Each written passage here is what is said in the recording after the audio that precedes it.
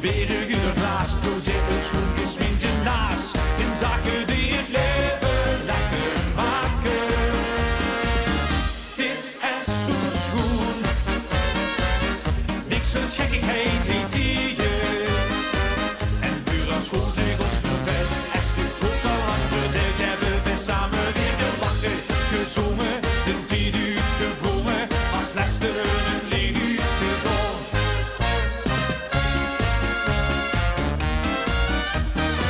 Zeg, kom maar binnen, zie je klop, voor 3 dagen rond, dan zit je goed, want het is heet.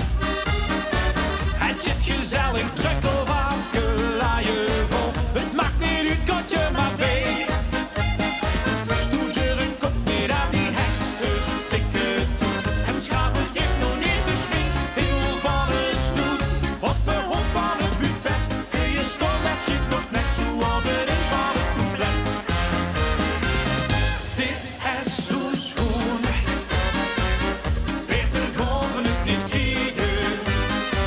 Een dansje bergen ernaast, project een schoen gesminkt je naast. In zaken die het leven lekker maken.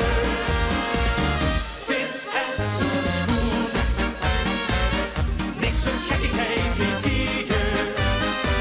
En voor dat schoolzegels verwijt, als de kook al lang verdeeld, hebben we samen weer gelachen, gezongen, een 10 uur gevrongen, als laatste een leeg uur gedaan.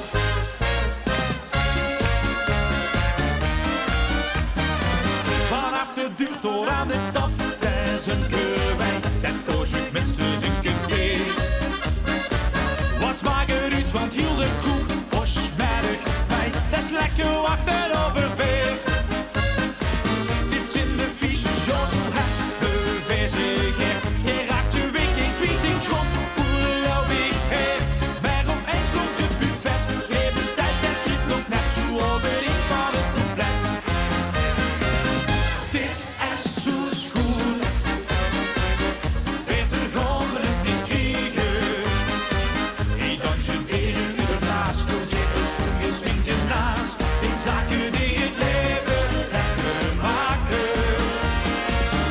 Dit is zo'n schoen, niks van gekkigheid heet hier.